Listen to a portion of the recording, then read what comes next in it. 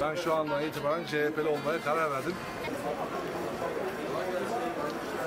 Terk eden bir yönetim anlayışıyla karşı karşıyayız. Bu sebeple genel merkezimizin yönlendirilmesiyle Erzincan İl Başkanlığımızca tamamlanan ve Sakarya, Erzurum, Mardin, Batman İl Başkanlığımız tarafından sürdürülmekte olan CHP sağ çözüm Van'da uygulamaya karar verdik. Bu zor dönemde CHP sağ çözüm Van çalışmamızı başlatıyoruz. Derinleşen bu ekonomik bunalımda halkımızın yanında olacak Van'da çalmadık kapı, derdi dinlenmedik hemşerimizi bırakmayacağız. Halkımızın sorunlarını sahaya inerek bizzat halkımızdan öğrenerek Cumhuriyet Halk Partisi Van İl Başkanlığı olarak partimizin çözüm önerilerimizi halkımıza sunacağız. Merkez ilçelerimizden başlayacak olan saha çözüm Van tüm ilçe ve köylerimizde hane ve esnaf ziyaretleriyle halkımızın yanında olacak. Esnafıyla, işçisiyle, köylüsüyle, genciyle, kadınıyla ve erkeğiyle tüm Van halkının kol kola kentimizin, ülkemizin sorunlarını konuşacak, yine halkımızdan gelen önerilerle çözümler üreteceğiz.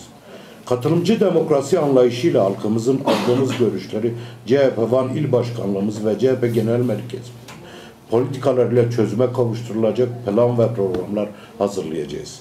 Ve bu programları halkımıza sunarak hemşehrilerimizle birlikte kentimizin ve ülkemizin sorunlarına çözüm bulacağız. Parti örgütümüzden oluşan saha çözüm ekibi parti politikalarına hakim kentimizin sorunlarının farkında iletişim konusunda eğitim almış profesyonel partilerimizden oluşmaktadır.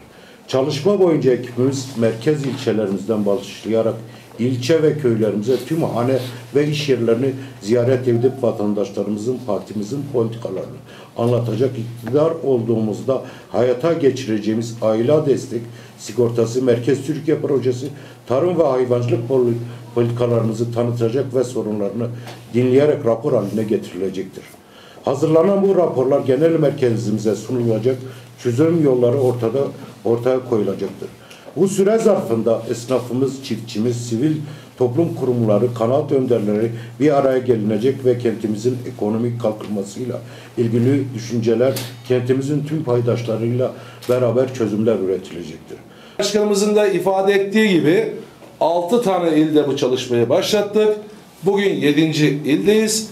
Önümüzdeki hafta içerisinde de bu sayıyı 11'e çıkartacağız.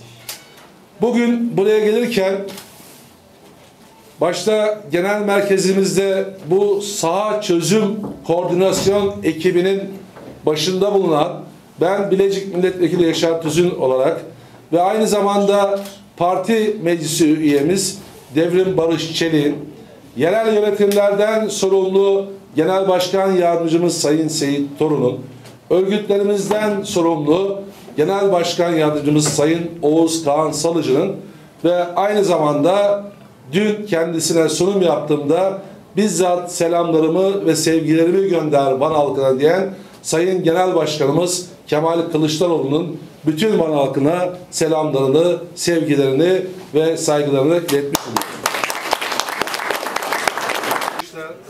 Ben CHP'li arkadaşlar Yaşar Tüzün, CHP Başkanımız. Başkanım hoş geldiniz. Hoş geldiniz. Başkanım üstüne geldiniz. Kolay gelsin. Genel Başkanım hoş geldiniz. Hoş geldiniz. Başkanım hoş geldiniz. Hoş geldiniz. Sayın Vekilim hoş geldiniz. İyi misiniz? Sizde çok siyasi bir kimlik var böyle. Bu arada bize esnaf oldunuz. Her gelene hoş geldiniz ama başkanımla gelmişsiniz. Diğer sefer de bir konuşlar diye getirmişler. Özellikle size teşekkür ediyorum. Böyle bir şeyi bu Van'da il başkanı yaptığınız için. Zaten sevilen bir insan. Selamünaleyküm. Hayırlı işler, kolay gelsin. Yaşar Tüzün. Başkanım ne haber ya? Zayıflamışsın sen ya. İyi olmuş. Evet, zayıflamışsın. Nasılsınız? Merhabalar, kolay gelsin. Merhabalar. Merhaba. Merhaba kardeşim. Ne olacak bu eczacının hali?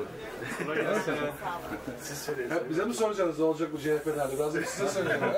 Siz söyleyin ne olacak, mecliste ne olacak abi? Geçen Oğuz Bey'le de uğradık. Söylediler bana. Yoktunuz. Yolumuzu bugün gözlemlemiş.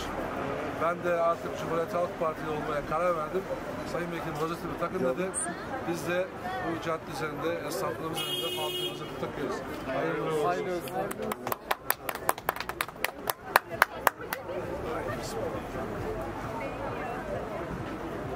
Bizim Cumhuriyet Halk Partisi olarak Van'da saha çözüm çalışması aşamasında isimli abi İrfan Güneş isimli arkadaşımız bu çalışmadan duyduğum memnuniyeti ifade ederek ben şu andan itibaren CHP'li olmaya karar verdim. Benim rozetimi takın dedi. Biz de rozetini takıyoruz. Aramıza hoş geldin. Hayırlı olsun. Hem de Beko'nun önünde bak oraya.